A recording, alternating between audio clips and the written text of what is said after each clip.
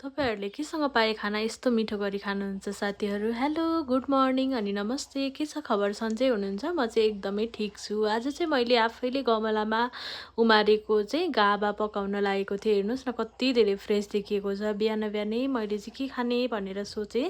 त्यसपछि मैले यसो हेरेको गमलामा मैले त्यो उम्रेको पिँडालुहरूलाई रोपेको थिएँ कि त्यो गाभा त कस्तो राम्रो भएर फस्टाएको रहेछ। अहिले त झन् बर्खाको सिजन पनि भयो। पानी कति मजाले परिरहेको छ नि त। त्यो भएर गाभा चाहिँ एकदमै राम्रो लहलह परेको रहेछ। अनि मैले सोचेँ अब यो तरकारी भइ बजारबाट अरू तरकारी किनेर ल्याउने कुरा त भएन। त्यही भएर मैले चाहिँ गाभा काटेर लिएर आएँ। त्यसपछि मैले त्यहाँ भुइँमा चोप लाग्छ भनेर त्यो झोलालाई बिछ्याएको छु कि।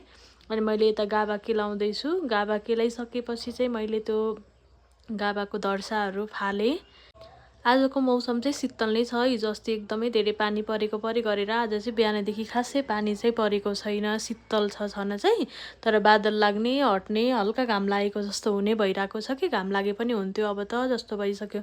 त्यसपछि मैले यता बसेर गाभा केलाउँदैछु। गाभा चाहिँ अब हेर्दाखेरि अलिक छिप्पिएको जस्तो देखिन्छ, तर त्यस्तो छिप्पिएको थिएन। यो निकाल्न चाहिँ सजिलो नै भइरहेको थियो। हातमा चोपहरू पनि लाग्छ नि त, कुनै कुनैले चिलाउँछ, तर अहिले चाहिँ चिलाउने चोप लाग्ने त्यस्तो केही भएको थिएन। यता मैले गाभा यति केलाएँ। केलाइसकेपछि चाहिँ मैले केराउ अनि चना आलु राखेर अनि गाभालाई ठिक्क पारेँ। अब यो गाभालाई चाहिँ यति गरेपछि मैले पखालेँ।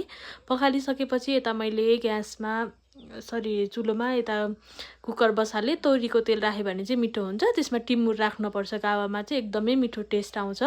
टिमुर फुराएँ मैले। त्यसमा मैले जिरा पनि फुराएको थिएँ। अनि बेसार राखेर मैले त्यो आलु अनि गेडागुडीहरूलाई चाहिँ त्यसमा राखेँ। मैले चाहिँ पछि लसुनले जान्ने भनेर अगाडि लसुनहरू चाहिँ राखेको छैन। अदुवा लसुनको पेस्ट चाहिँ बिचमा मैले थोरै राखेको थिएँ है।